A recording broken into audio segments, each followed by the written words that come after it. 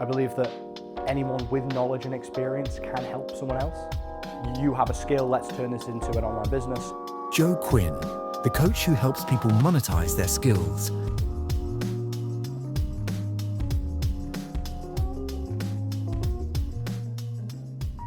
Thank you, Joe, for being here. Welcome to the Mellor Minds podcast. Can you tell the audience a little bit about what you do and who you are? Great question. My name's Joe Quinn. I am from a small little tax haven in the UK, in between England and Ireland, the Isle of Man. And I am an online coach. I help young people specifically almost break out of the traditional path and start their own thing. Great. Yeah. So, tell me more about that. Like, if there is more to tell me, kind of thing. Yeah, it kind of formed from my experience of I left school. I didn't want to go to university. I wanted to be different. I wanted to take a different path. So I went down the route of I got a job. I trained up as an accountant for 2 years, and I realized it was crap. Just being in that corporate environment, working with someone else, and I never had the freedom. I wanted to travel loads when I was young. I just never got the time. So I was like, screw it. I'm good at something. I'm obviously good at this accountancy stuff. Let me try and sell it to people. So it was born out of the fact that I had a skill. I then learned how to market that, sell it online, get high-paying clients, and grow my own business. So I was like, screw it. Help other people do the same. So really just helping people who have a skill and then want to start selling that online so they can really design their life themselves. Yeah, no, that's great. Is there any in particular people that you look for, like your ideal client kind of thing? I've been saying this for a while now. I really want to find someone who was in the same position as me, so almost in this accountancy apprenticeship. But it's really just anyone that has a skill. I call them experts, just turning experts into business owners, and it's just really anyone with a skill. Even if you don't think that your skill is marketable in any way, say if I want to start running ads tomorrow, I know nothing about ads. I'm on 0 out of the scale of 0 to 10 of being proficient at ads. If someone who is on point number 3 of that scale, they could teach me how to use ads. They could sell back to me. So even if you've watched a YouTube video, you know more about ads than I do. So truly, I believe that anyone with a skill and with the knowledge, hopefully I can help them with, can sell back to that person and can market and make money online. No, that's great. Like how you don't have to be a 10 out of 10 expert to teach someone. Yeah. It's almost that analogy, that thing of if you're learning to drive, you're probably better being taught by someone that learnt 2 years ago rather than your dad that learnt 30 years ago. Because really, he doesn't know how to drive. Yeah. He just does it. But that person that learnt to drive 2 years ago, all these the concepts and what they're actually doing, it's still conscious in their mind. So that's a great point, that you don't have to be a world-class expert to provide value to someone else. So tell me a bit more about what was that decision, what aided that from being in corporate, that breaking point really to getting out?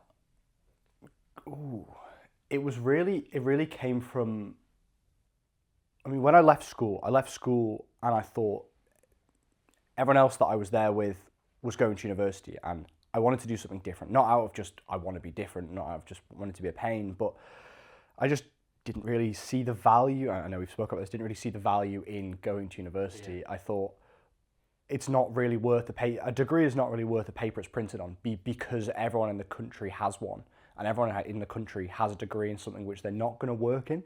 When I got my job, there was 8 of us that joined at the same time as me. So there was 8 of us that joined to learn to be an accountant. 7 of them had a degree. All those 7 people did not have a degree in accountancy or business. They had psychology degrees or criminology degrees. I'm like, so you've just spent 3.5 years, 4 years of your life getting a degree in something which you're never going to use again. I didn't see the point in it. So after being in that role then for 2 years, seeing and really just experiencing I have no control over my life. I had 20 days holiday a year. I love to travel, and I always have loved to travel, and having only 20 days off a year was just crap. And then I had a rubbish boss. I was surrounded online. I kept going on my feed and I'd see people online doing cool stuff, and I was just jealous of them. I wanted to be that cool person doing the cool things, traveling, and I was almost jealous of these guys out in the villas and all this crap in Bali. So I thought, screw it, I need to do something about this life, because I just wasn't happy. I was working 60 or 70 hours a week. My girlfriend moved in with me at the start of January 25, and I would go to work at 6 a.m. I'd leave the house and I'd get back home at 10 p.m. And it was like, I didn't see it. Yeah, And you sold your life to that company, really. yeah. Yeah. I mean, I know the feeling. You feel almost jealous. Yeah, jealous that people are doing. I mean, you don't want to admit it because it's like, oh, it's bad to feel jealous, but you feel jealous and almost dislike these people that are doing better than you. And then you think, well, what are they doing? Just go and do it. Like, nothing's stopping you, kind of thing. So yeah, it's really good that you've taken that ownership and just got out there, because ultimately in life, you can complain about situation and stuff, but everything is your responsibility.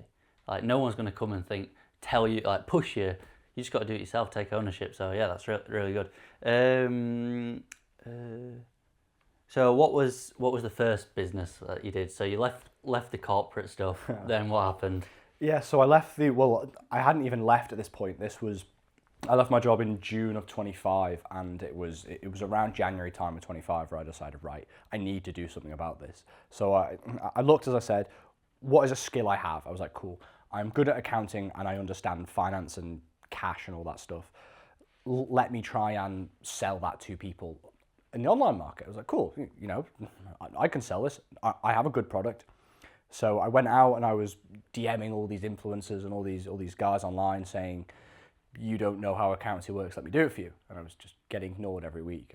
Probably about 3 months of just constant asking people to buy my thing, getting on calls. No one cared. Didn't make a penny. I lost money doing that because I had no idea how to sell. Never done sales before, and I had no idea what marketing was. I just thought it was, the girls on the floor below who filmed weird TikToks. Yeah. I didn't understand what marketing was. So that was really my first business, which failed. And then I realized, shit, I need to figure out how to do marketing and sales. So I then spent 6 months figuring out how to sell and how to market. I read all the books. I got a sales role for someone and just started selling stuff and marketing things. I mean, marketing's just getting eyeballs at the end of the day. So it's everything on social media. And then I set up a sales and marketing agency where I started doing sales and marketing for other people, because I was like, cool, I have another skill now. My skill is now sales and marketing. Let me do this for other people. Let me sell it to other people. And that was kind of my progression into the online space. It took me a while. I spent way too much money. I spent £15,000 on courses and learnings and mentors, and I just got absolutely shafted. Didn't learn a thing from any of them. So it was kind of a self-learning process, I think. Yeah. So yeah, you hear a lot about these courses that people do, and you're someone that's actually done them. Yeah. And I'm now selling one. Yeah. I am now selling a course. Yeah, you are one of the online course gurus. I am the thing I swore to destroy. Yeah. Yeah. I mean, I guess. So, would you say it was a waste of money, the ones that you did do at the start? Yeah. Yeah. But I would blame myself more than them. Yeah. The first course I bought into, it was just when I kind of got into the space, I had failed with my first agency, which was the accountancy stuff and finance, and I was like, cool, I need to learn. So I was watching all the YouTube videos, I was asking people for help online, and then someone got me on a sales call, and I'd never been on a sales call before, so you get on this call, and you don't know the tactics they're working, but they're very, very good. They're tying you up in the words you say, they're establishing, so the version of you want to be, the version of you that's going to be making 10, 20 grand a month, like, do you think that guy would act? I'm like, yeah. That version of me would act. You start answering the questions in the way that they want you to answer them. Yeah. It is really weird. It ties you up in knots. You're like, it's manipulation kind of thing. It is manipulation, and I got completely manipulated into this. And it got to the end of the call, and this guy was like, yeah, so, I mean, does everything we've discussed sound like it's going to work. I'm like, yeah, man, you've just told me that you're going to help me make like £30,000 a month, in like 7 days, and everything's going to be amazing. I was like, yeah, go ahead with it. And he said, this is going to be £6,000. I was like, what? That's £6,000. For what? He's like, well, teaching. He's like, yeah, but you just told me that, the version of you that's going to make 20 grand a month is someone that acts. And, they bring all these things and they tie you up, and I'm like, oh, okay, you've convinced me I'm going to be able to make this money if I buy your course. And then I did. I bought into it, and then nothing happened. I got access to a few modules, and I think over the 4 months I had like 4 calls with the guy. It was just a complete waste of time and money. And then the second one I bought into, again, they promised me the world, and I had a weekly call with them, but the guy I had a weekly call with was clueless. He'd never posted content in his life. He'd never built a business in his life. So yeah, I got shafted, and it almost taught me the lesson that it's okay to ask for receipts if you want to know that the person that's teaching you, A, has done the thing, and B, knows how to do the thing. It's some of the best football players. You look at Gary Neville. He tried to be a manager. Well, he went down to Spain. It was like coached Valencia, wherever he was. He was shit. Sometimes the best people who can do it aren't the best teachers, and sometimes the best teachers aren't the people who have done it the best. So being able to see receipts that A, someone's done it, and B, they can actually teach. Yeah. Big lesson. No, it's definitely important, because, there was a point that a teacher said at school, and it was, do you think Usain Bolt's coach is faster at running than him? Like, no. Obviously not, because Usain Bolt was the fastest person, still is the fastest in the world, but the coach can teach better than anyone else, kind of thing. So it's not about, it is about whether you can do it, but at the same time, it's not the be all and end all. You have to be able to teach as well, kind of thing. Like, his coach was probably a very, very good sprinter, but they could teach. That's the key thing.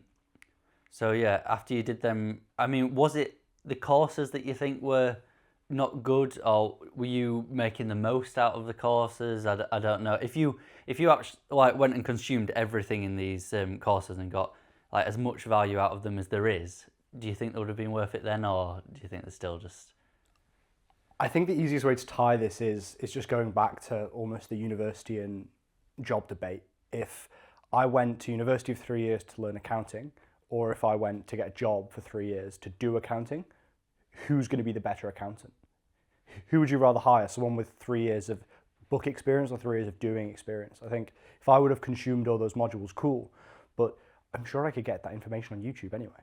So I think for me, it was the big shift of, we don't buy information, we buy almost experience, and we buy accountability.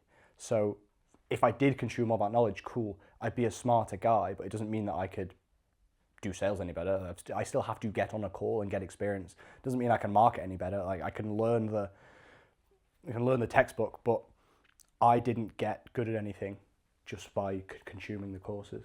Yeah, I think maybe it's like with books as well, all these business books. Yeah. It's almost like tricking your brain into thinking that you're doing something. But until you actually implement what you've learned, it's a complete waste of time. Like, you might as well have done something else. So yeah, these books are really good, but maybe it's just like putting off the hard thing, which is actually doing. Yeah. So yeah. So obviously you've got what bad courses look like and what is not worth the money. I suppose that makes you more qualified to do what you are doing now, which is the coaching, and you know what a bad and a good course looks like. So tell us a bit more about that. I didn't want to coach. Yeah. I think that was it. I didn't want to become a coach. It was around November time last year, I started getting so many messages from people that I knew, or people that were following me going, A, how do you do what you do? B, what on earth do you do? And C, just they saw the life I was living, the people I was surrounding myself with, and the things I was doing. And I moved out. I spent pretty much all last year traveling, and I was actively making money online, and just getting so many people reaching out to me going, Joe, can you help me do the same? I was like, well, yeah, I can. So I took on 2 or 3 people for free, just friends of mine going, cool, you have a skill, let's turn this into an online business. And and that worked, and they did ridiculously well. So I think it was, and then from then on, I just kind of took on a few more coaching clients, and then I started to charge a few people. And the only reason I started charging was the guys I took on for free wouldn't commit to the process. If I told them to do something, they'd be like, oh, I'll do it next week when I got more time. But then I charged someone and they were like, okay, yeah, I'll do it right now. And I realized that, okay, the only reason we charge, because for me, it's not all about the money. I enjoy helping people now. It's the reason we charge money is to get someone to commit to the process instead of to just get more money. And I think that was the biggest difference between me, my experiences, and me coaching people now. It's the price I charge is directly proportional to the amount in which I need you to commit to this process. If you do not commit to the process, you will not see the change. And just, if I charge someone a price and all of a sudden they do not commit, I'm like, cool, I need to increase my price. That's it. And maybe it filters out the wrong kind of people as well, kind of thing.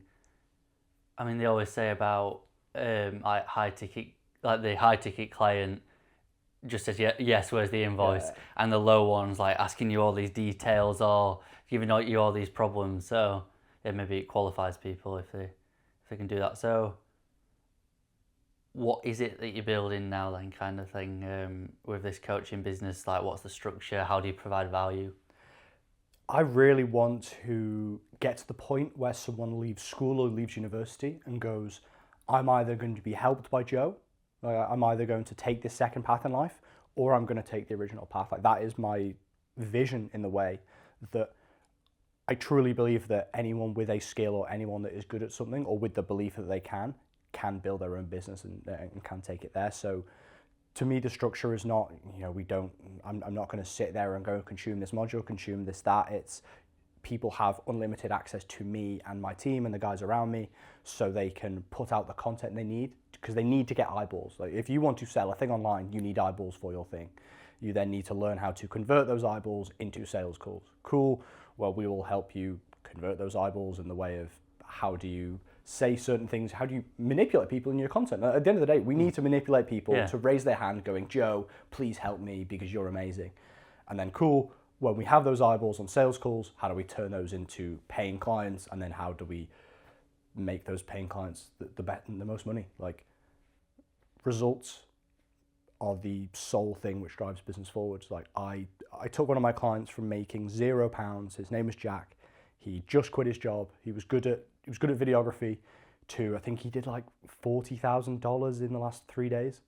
Kind of taking that from that, sales pay for dinner, but results pay for retirement is a great phrase I keep hearing. And at the end of the day, Jack would have not been able to live the life he is now living without turning his knowledge and his skill into this business. And I can use that result now because I've helped him. I've put tireless hours into him to then find more Jacks. So yeah, that's great. Yeah, I mean, that's a success story, and it just shows that in sales, you can say it's manipulation kind of thing, which it kind of is manipulation. But if you know that what you're selling will help that person, then that provides the moral backing to kind of do it. You can't, if you're manipulating someone into buying something that they really don't need, then that is manipulation. But if it's actually going to help them, then I suppose that justifies that. So exactly. Like, I truly believe that anyone who does that, I'm doing people a disservice in not selling them. Yeah. And it's a belief. It's joining a sales call and going, if I do not sell this person, I'm doing them a disservice for not helping them. And if someone gives me a bullshit objection on a sales call, I'm doing you a disservice by not calling you out on that.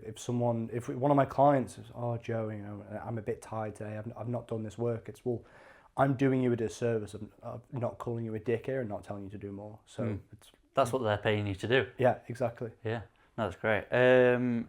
What mistakes did you think you made at the start in business, like from leaving, having a boss, being told what to do, to making your own decisions? What were some mistakes you made doing that?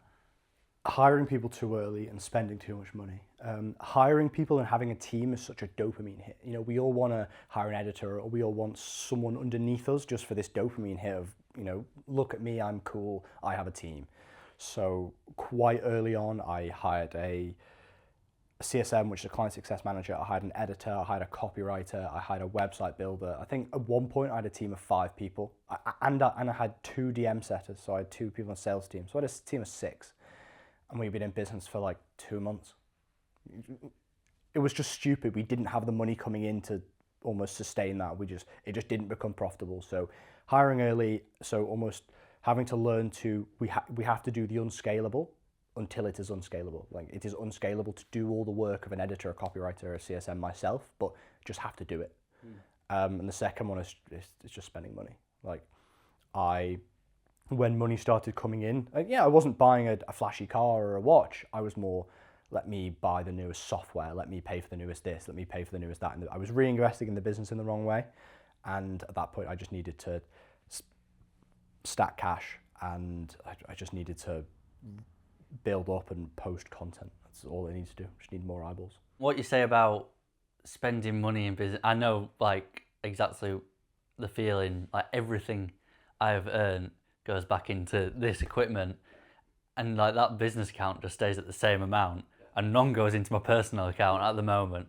And it almost feels like you're working for free, but you've got like stuff that if you did want to leave, then you could just sell it, kind of thing. But yeah, it is taking some for yourself, kind of thing. It's a hard like balance. I mean, what do you do now? Have you set a certain amount that you take for yourself, kind of thing? I mean, this is an asset. This camera equipment, this is an asset. Like, if you decide it, right, I am no longer going to do this business tomorrow, or just you don't get any money or clients in the next 6 months, you can sell it to pay your rent, or to pay for food. I was just buying like stupid softwares, and it was all that. But I think taking money out for myself, now I have much more money coming in. It's okay. How do I make sure that this flow of money doesn't stop? Cool. I need to invest in myself in a content way. Cool. I finally brought on an editor because I've been doing it for myself the last 2 or 3 months, and I was like, okay, I'm at an unscalable point. I can afford this guy for the next 3 months. Let me just bring someone on. So spending money in that way, but then I'm not very good at spending money on myself. I'd much rather, like, I'm taking my mum away in May, hopefully, and I'd rather spend money on that. I'd rather spend money on, a trip for my girlfriend. Like, I'm not very good at spending money on myself. Like, yeah, it's almost like you can, by giving, you can actually get more value than by receiving, kind of thing. Why would you say, I mean, going back to the sales and marketing stuff, I suppose it's fundamental to every business, because if you can't sell it, then what's the point in doing what you're doing, because you're not doing it. So what are some reasons that you'd say some people are bad at sales, kind of thing? Sales, which I learned very early on, is a mindset, and that's it. We can learn all the techniques, and we can watch all the YouTube videos, but if you get on a call with a person, sales is human to human. We are having a conversation right now, and I can't learn how to have a conversation with someone. And that's where I attacked sales wrong straight away. I was like, cool, let me listen to all the Instagram videos where someone tells me how to handle this objection. And someone gives you an objection, and you're like, oh, cool, I've heard this before on an Instagram video, so let me regurgitate the response back to them.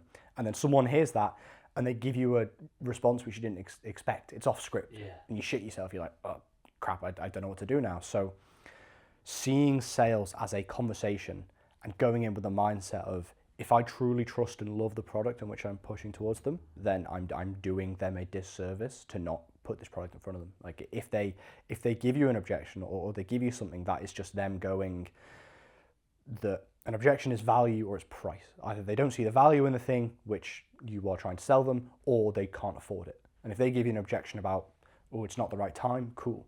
Well, you have to ask them more questions to understand, do they not see the value right now? Because if they saw the value right now, if you walked into Marks & Spencer's, right, and you saw a pair of trousers and you were 50-50 about buying them, either they are too expensive or you do not think they are a good fit or valuable. That's it. If you see a pair of trousers which are, oh, they're on sale, they're a good price, and they are nice trousers, you will buy them. It's the same with any other course or anything in life. If it's valuable and the price is right, you will buy it there.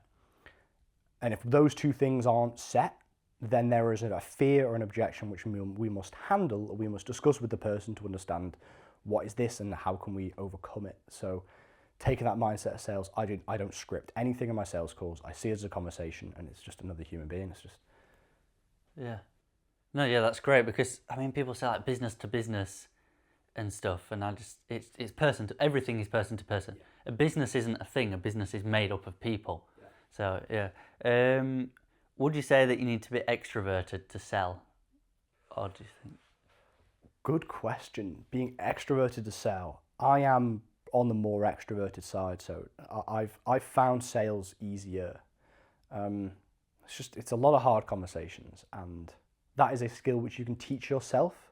Often someone will say something to you on a sales call or in life, and you need to have a hard conversation with them. And again, it's a skill and it's a mindset. And I know introverted people who are very good at sales. One of my clients, she is very introverted, but she is also very good at sales. She makes a lot of money through sales, and she's almost learned to become a new character in a way. She sees, her name's Mariana, she sees, I'm Mariana A.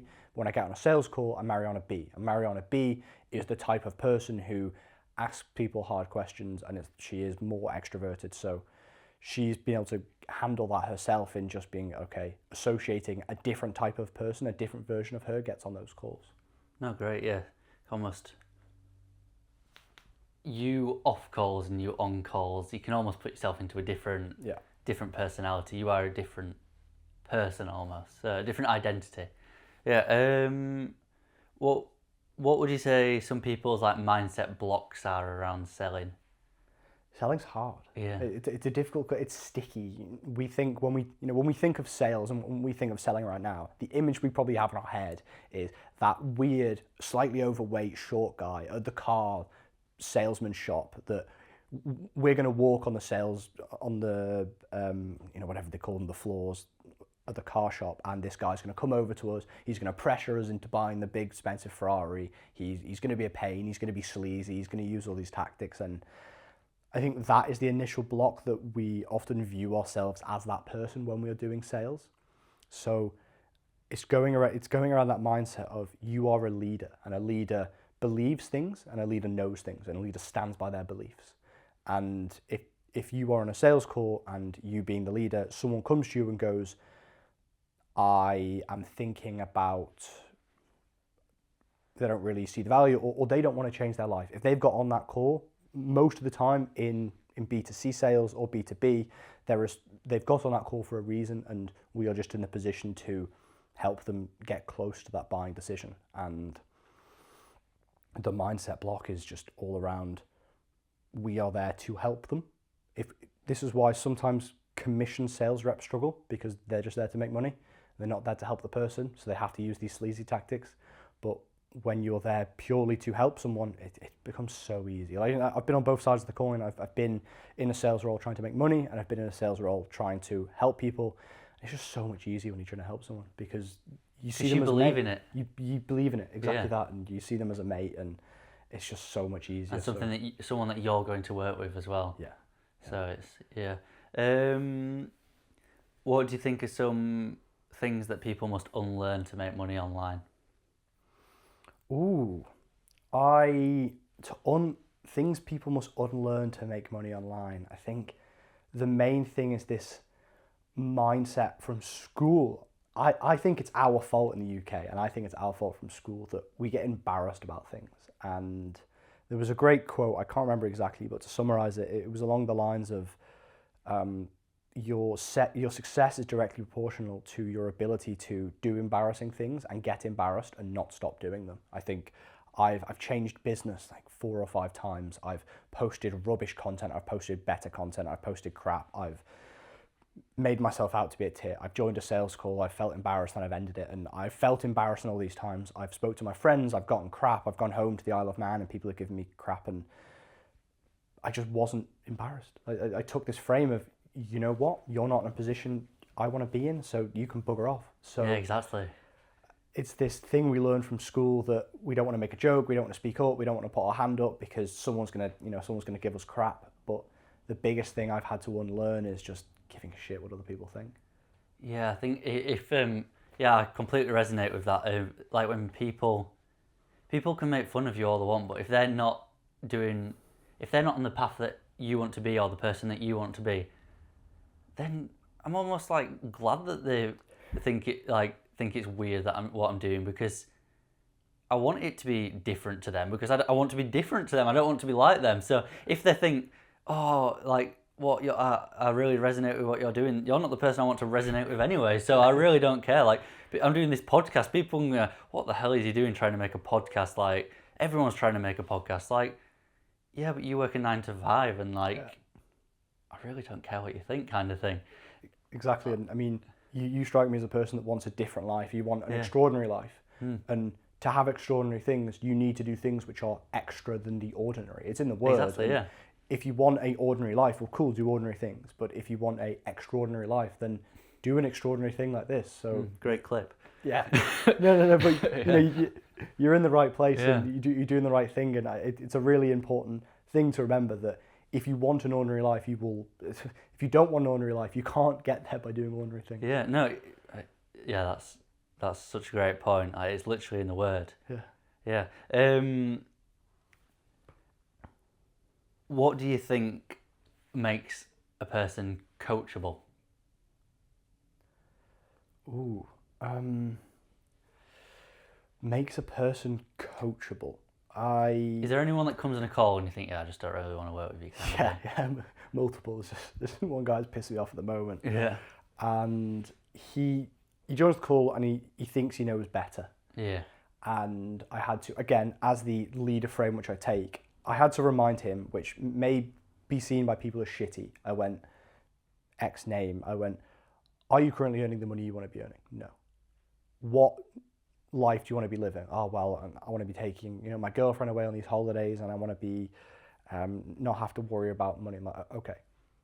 Do you think what you're currently doing is going to get you there? No. Okay, cool. You are putting out 3 pieces of content a week. I had to give them shit. I had to call them out in front of 10 other people on a coaching call, and it helped them. And I think someone who puts their ego before almost improving themselves, and ego is just an overestimation of confidence, and someone that overestimates their confidence to the point where they think that they can't learn anything, and that means more to them, but they just won't learn. And that is why I often charge who I perceive egotistical people more money than I would non-egotistical people, because they need more of a commitment. It needs to hurt them to work with me, or it needs to hurt them to work with someone, because they need to slash that ego.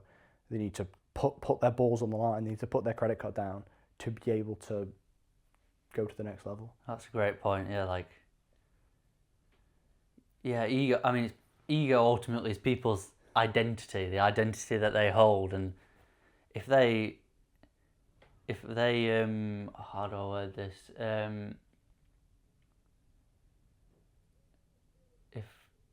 I don't even know what I'm gonna say. If they they think they're paying you to teach them. Yeah. But if they're in their head thinking that you're better than them, that they're better than you, then why have they paid you to teach you paid you to teach them, kind of thing? And also, why aren't they doing what you're doing if they're better than you? It's the kind of thing. So yeah. Yeah, exactly. And confidence is just having a stack of undeniable proof you are who you say you are, and ego is an overestimation of that, i.e. thinking you are confident without the proof. That's all ego is. And someone with ego will think, I am here, I am in position A, but they have no proof, i.e. they are not actually in position A. And this is why ego is such a thing where people often fall off, or they have to act a certain way because they're acting. It's not them, and this is why people with ego are so easily slashed down, because they have nothing to stand on. They're operating from this position of confidence without the proof underneath them. So that's great. It's quite easy to knock them down. Yeah.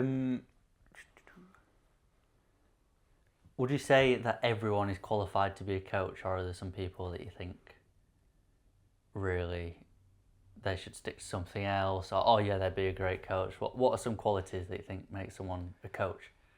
Teaching is hard, and something I found recently, that teaching is hard, and it's often a stack of difficult conversations, having to call people out on the crap, really. Especially once someone's paid you. I'll get people coming to me like, I've paid you quite a lot of money here and I'm not seeing the results.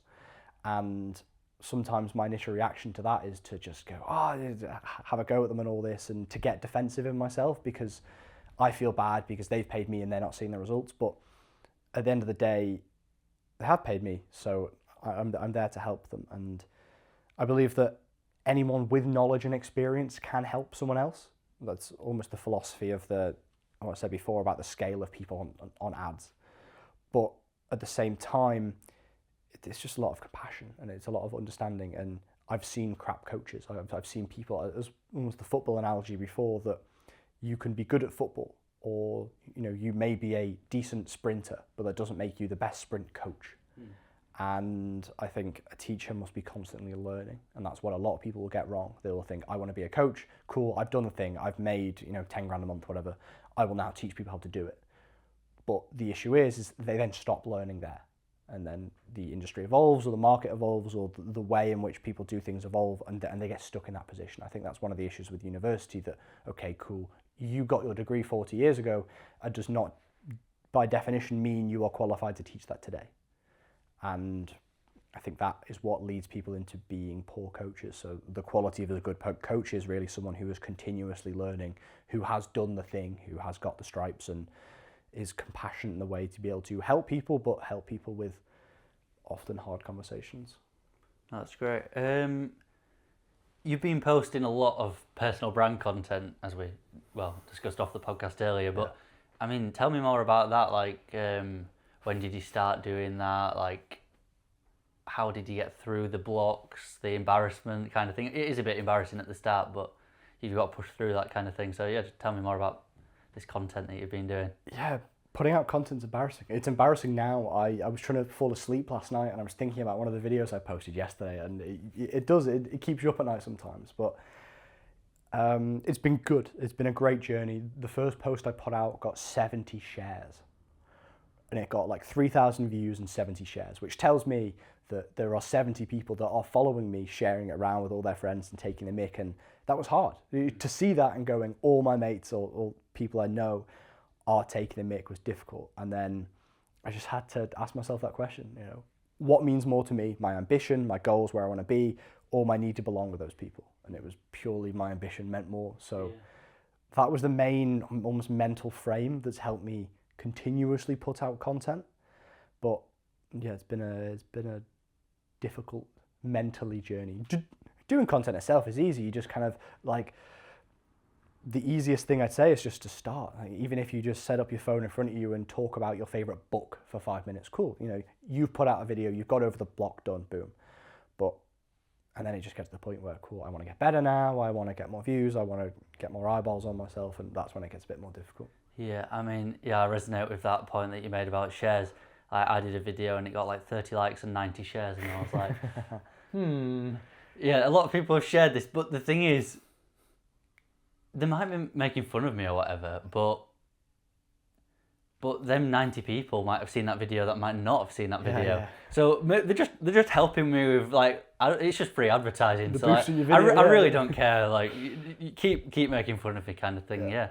So and that boosts it in the analytics as well. Like, it probably increases reach and stuff. People sharing it. So maybe it's not such a bad thing, even if they are making fun of you. Well, do you think you need an audience to start with, like the kind of thing that, like coaching? Do you need an audience to become an online coach? No, I get that. I get that question a lot, because I get people coming to me who are good at a thing. They're an expert, they have a skill, but they don't have any eyeballs. And one of my best clients, one of the people I've worked with, Mariana, she started with 52 followers. She had 52 followers on an account. She now has 5,000 followers. She's been making $10,000-$15,000 a month just over the last 6 months now, just purely off, we post content to get eyeballs, and that's it. Like, so no, you don't need it, and you can build up eyeballs, and the way you do it is just by being yourself. And no one listens to you if you sound like everyone else. It's a fact. Like, anyone can read an Alex Hormozy book and regurgitate it word for word, and they will get no views. But the more of yourself and the more of yourself you are, the more people will listen. And it's basically that simple. Yeah. No, definitely. And there's also a big thing about, like, quality rather than quantity of followers. Like LinkedIn followers, people tend to have a lot less LinkedIn followers. Yeah. But I've got a similar amount on all social media now, but on LinkedIn is like pretty much the only social media where people actually reach out and like stuff like that.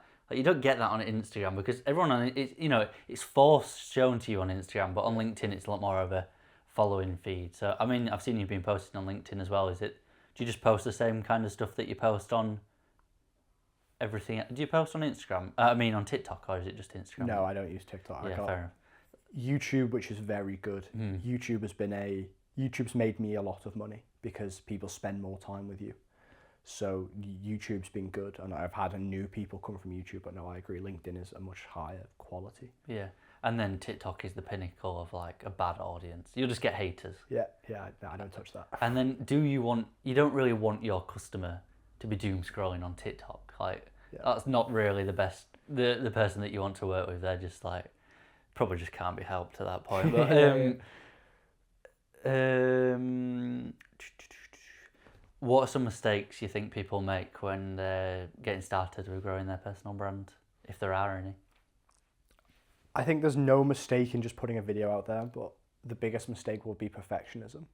In this way of thinking that the video I put out must be perfect. There is no perfect video. There is no perfect video, and no one can make a perfect video, and the perfection you will find will be hidden in just putting out there. So there's this great graph, and it shows cool. If I take 2 days scripting a video and then 2 days filming it and 2 days editing it, cool. I've put out one video over a week. But if I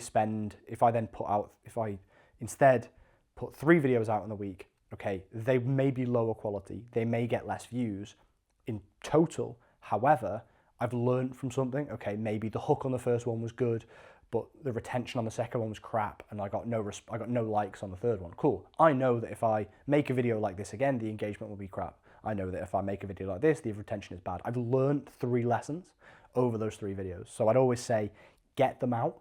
It's good that they're not perfect as long as you learn from them. And if you don't learn from them, then you're just shooting into the dark. So just get more videos out, learn from them, look at the analytics. When do people stop watching? Is the hook shit? Is the engagement bad? Is no one watching it? Like, what are the things? And then just learn from those, improve for next time. Yeah. Yeah, I mean, some people that are massive on like social media, they're posting like just talking to the phone videos like 3 times a day. Yeah. And that's how they're massive. And then you can spend hours on making some cinematic masterpiece. Yeah. And like it just doesn't get really like no one really cares. Yeah. Really, it's what the message of the video that matters. It's not really the content itself. Like you were doing.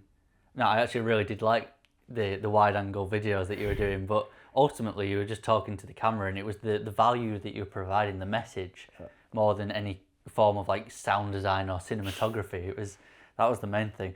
How long would you say it realistically takes to make a profitable online coaching business? If that's what people should even be aiming for when making a coaching business. Yeah, I've got examples of 2 scales here. I think I mentioned one of my clients, Jack, before. In 4 months, he went from 0 to, I think I said he did like $40,000 in the last few days. So he's doing, upwards of, if you extrapolate that over a year, the guy's doing like $1 million a year. So you've got the 2 sides of the coin. I think if you focus on one thing, if you are just, this is my skill, I'm going to offer this skill in one way. I'm not going to hop between different niches. Again, that's another mistake people make. They try to sell one thing for a few months and then they hop to the next, hop to the next, never actually get good at anything. So if they sell one thing, they consistently put out content. We're talking once a day. They're putting out YouTube videos as well, and they follow the right path, then I think it can be easily done in 6 months. Like if someone completely commits to that, I think it can be easily done in 6 months. If you are charging high ticket as well, I've got friends who they're mindset coaches, and mindset coaches is very difficult to get clients because not everyone knows they need a thing with their mindset, and even they are making money online. Like Alex, you know Alex, like I was working with Alex back in September, October time. Alex was doing like 10 grand a month helping people with their mindset. I'm like, cool, right?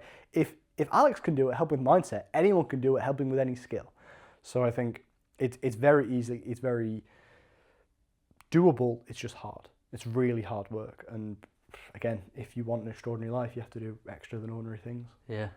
No, yeah, it's mad. I never knew before getting involved in all this entrepreneur space that like a life coach kind of thing was actually a thing. Like one of my cousins said it when she was younger, I want to be a life coach, and I was like, what the hell, like woo-woo job is that? Yeah. But I mean, maybe she's not qualified to be a life coach, but like yeah, it is. People do actually need a life coach, and it is the most fundamental thing. I pay one. Yeah. I pay one way too much money, and it's the best thing ever. We hop on a call once a week. He makes me journal every morning. He makes me write 3 pages, 3 handwritten pages in a journal. He makes me do it every morning, and we almost have a book club. Like we read these very, very specific books, and it's the best thing I ever did. Yeah. Spending stupid money on he calls himself a clarity coach. Not it's a life coach.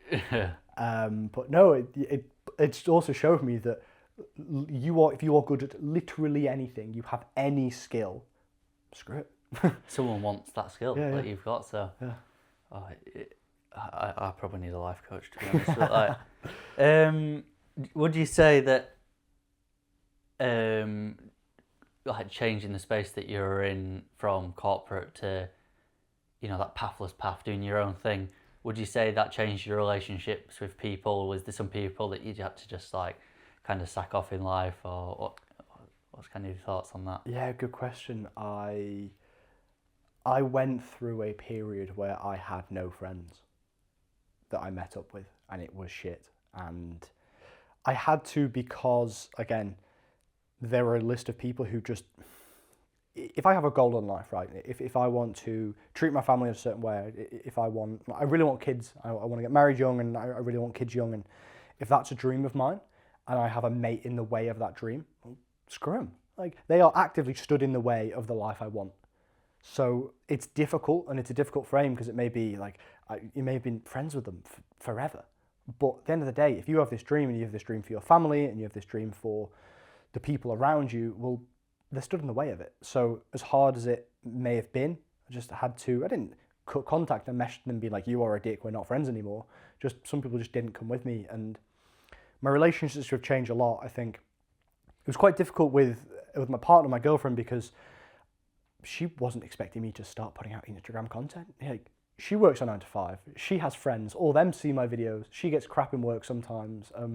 My family see them, and that's difficult because, again, everyone thinks it's embarrassing until it starts working. And it was embarrassing. The process is embarrassing. Yeah. But the destination, everyone's asking how you got there kind of thing. Exactly. And the process, when I left my job, when I put my first few videos out, it was embarrassing.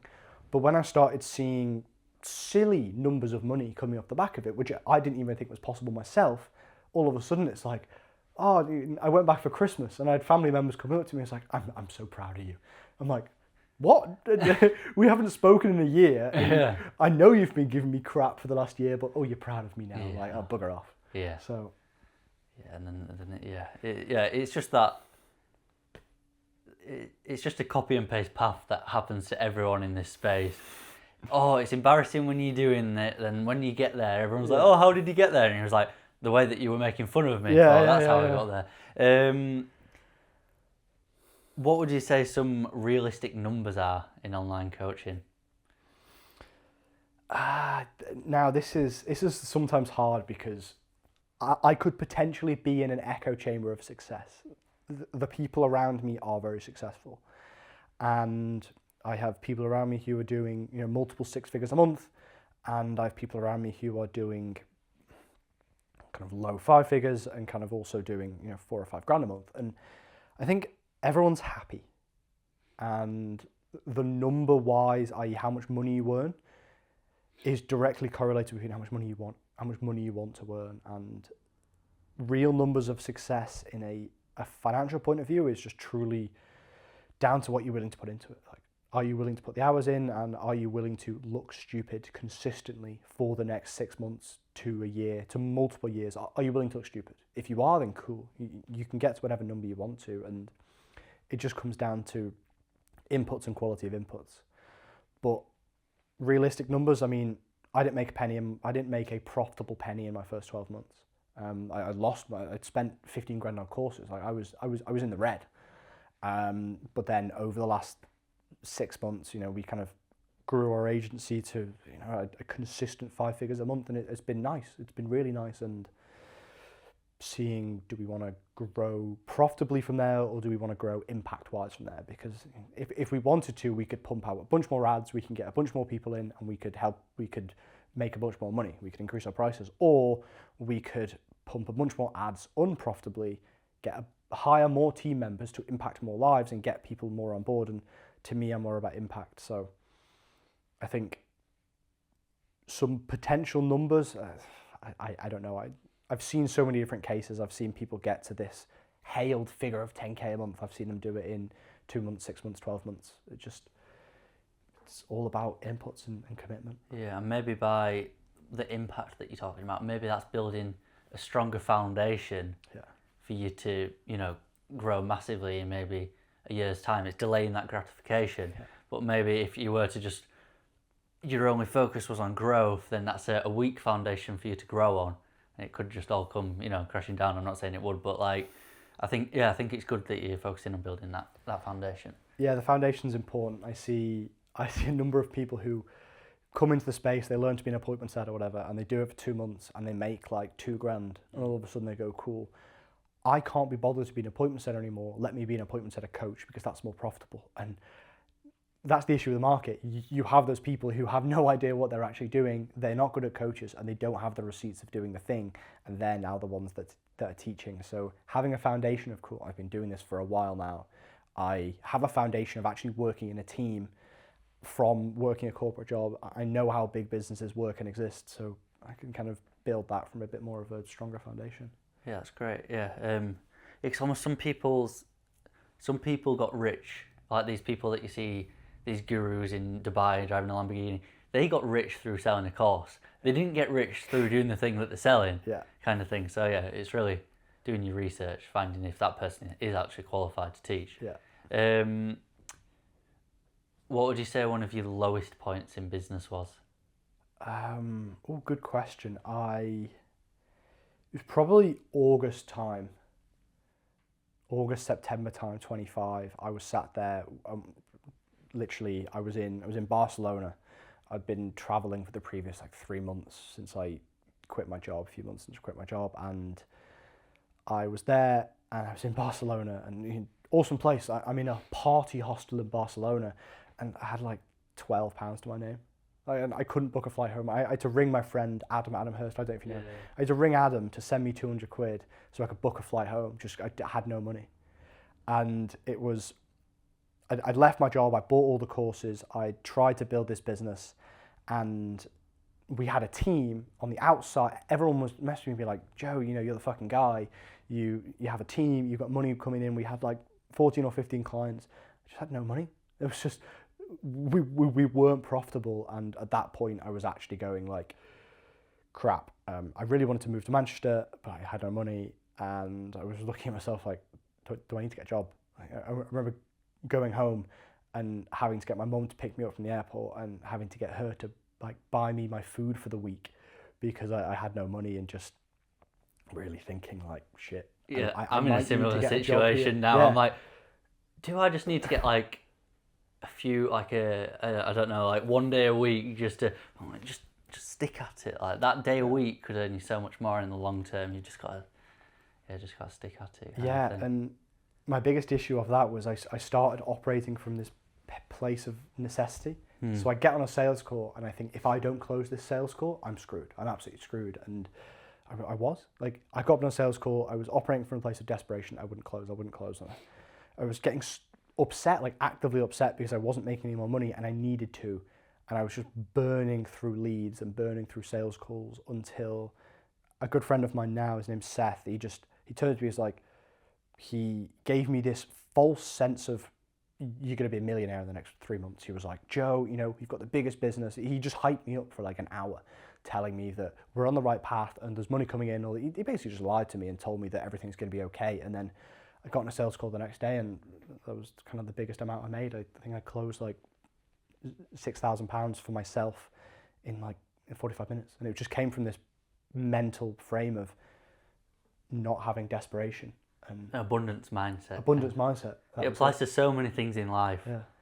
That just almost faking that abundance can give you that abundance. Yeah. It's about that identity shift, rather than saying, I talked about it with Finn on the first episode, about rather than having the identity that you're someone that's trying to lose weight, you have the identity of a skinny person, like a fit person. Yeah.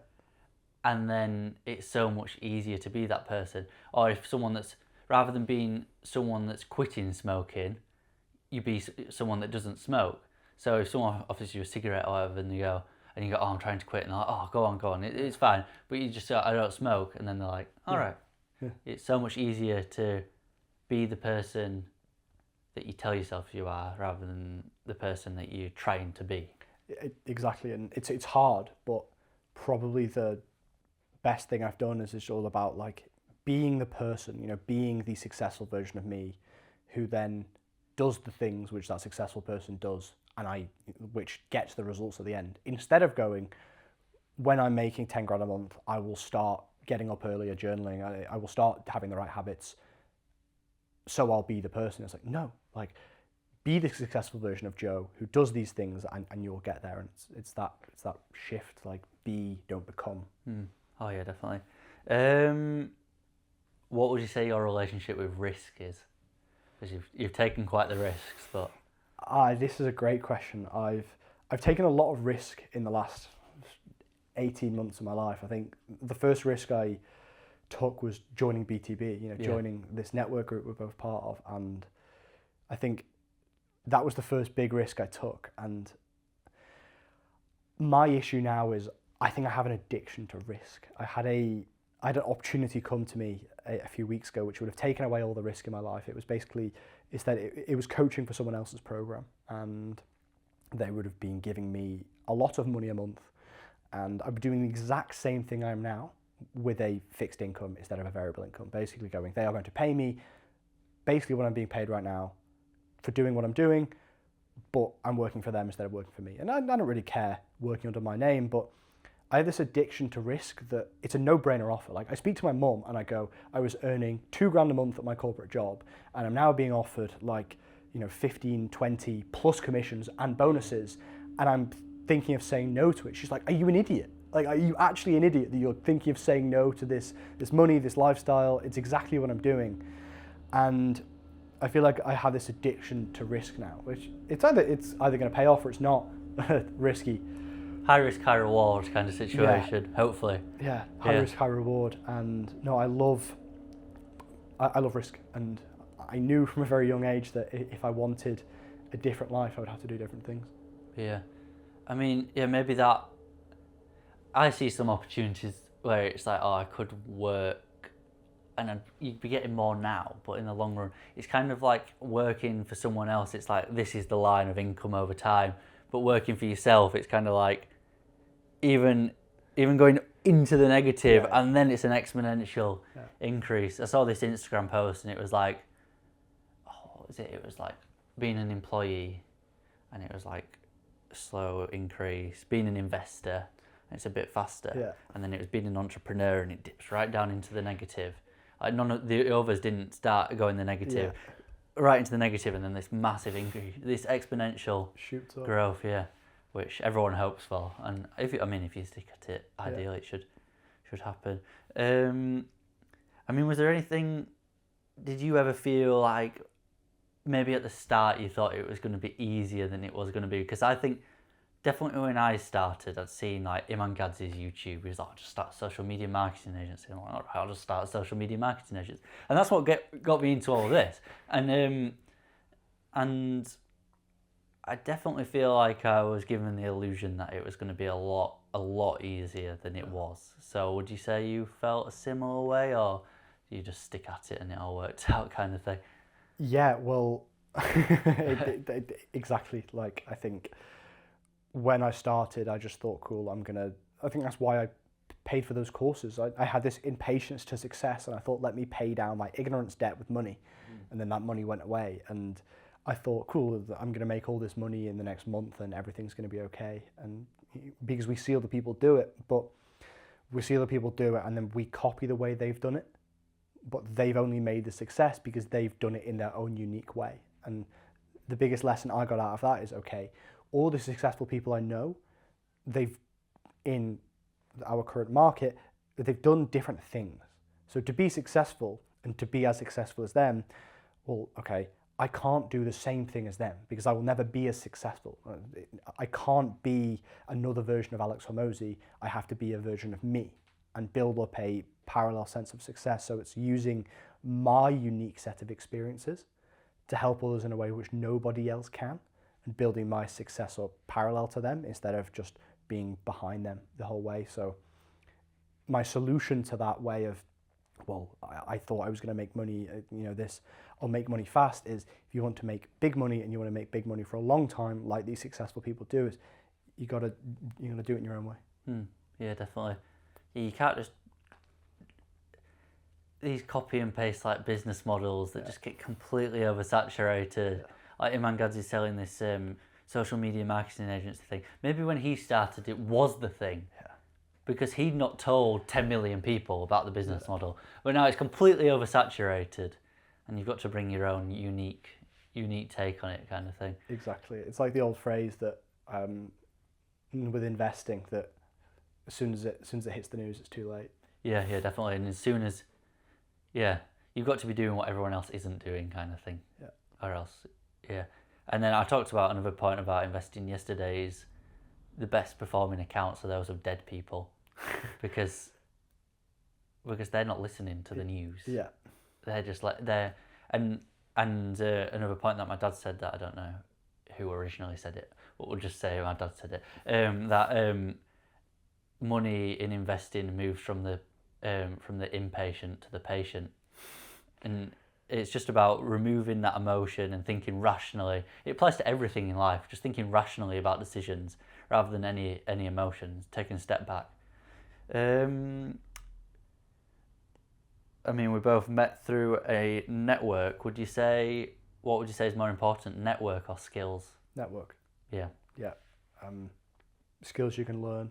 You can watch a YouTube video to learn any skill you want, really, but networking the people you surround yourself with takes you to that next level. I went to Morocco in January for a few weeks with a bunch of random guys I'd never met before. Yeah. And it was the best thing I did. I learned more there than I did. It showed me the life I want to live. I learned and met some incredible people, and networks on top always. Yeah, definitely, because, I mean, without network, I'd have no guests on this podcast, kind of thing. I just met everyone through actively networking. That's how you meet people. Like, you're not going to meet people just doing the average thing. You've actually got to be getting out there, because average people do average things, kind of thing. You've got, obviously you've pivoted a few times in your own business journey. When would you say is the point that you know that you need to quit something and move on to the next pivot? It comes down to, I mean, with business, there's two things. You have a value hypothesis and you have a growth hypothesis. The value hypothesis is the thing you're doing providing value to people. Like, do you actually have inherent value? And the growth hypothesis is, can this grow? Okay. Do I have value to give to people? I.e., do I have coachees? Is the lessons I'm teaching them valuable to them? Are they getting results? So are they solving the problem they want to solve? Yeah. Cool. Is that a tick? Yes. If that's not a tick, if you are working with people and the value you're providing them is not solving them a problem, or the problem it's solving doesn't really have a pain. That's why you see so many of these startups failing. They're like, cool, we have a solution to a problem, but no one gives a shit about the problem. Like, I can't even think of a product, but... Yeah, there's so many physical product businesses where I think no one needs that. It's just tacky, like, it's just tat, and it's just going to end up in the bin. Yeah, so with those products, they failed with their value hypothesis, the thing in which the problem they're solving is not painful enough, it's not a problem. So if you've realised and you've spoke to people and you realise the problem you're solving is not painful enough, cool, you need to then pivot. And then your growth hypothesis is, okay, cool, can I actually grow this and turn this into a life? Like, I have a skill, I have something valuable, I am selling a tacky product, can I sell it to 1 million people at a margin so I can actually make money? If that is not scalable, okay, cool. There are 9,000 people in the United States who are black, gay, and have one leg. There is always a niche of people. So if I'm selling a product which is for black, gay people in the United States with one leg, I've got an audience of 9,000 people. Yeah. But if I'm only selling them a product which costs £1, cool, well, there is no growth to that. There's no growth hypothesis. So if you can't take growth or value, then you must pivot. Yeah, perfect. Yeah. Move on to some quick fire questions. Would you say, from your personal experience, someone should start an agency or a coaching business? It might be unique to the person, kind of thing. It's unique to the person, but it matters on the skill. A coaching business is giving someone else the tools, and an agency is using the tools. Some skills, it is valuable to give someone the tools to do it themselves, and some skills it's valuable to do it for people. Coaching is much more profitable. I like coaching. Yeah, fair enough. Sales or marketing? I mean, they go hand in hand, don't they? They go hand in hand, but sales can't exist without marketing, so marketing first. Yeah. And I suppose it depends what you're selling as well. If it's something that doesn't need a sales call, like a £10 physical product, you're not going to hop on a sales call to sell someone that. So, yeah, I suppose marketing is maybe the foundation that you build sales upon.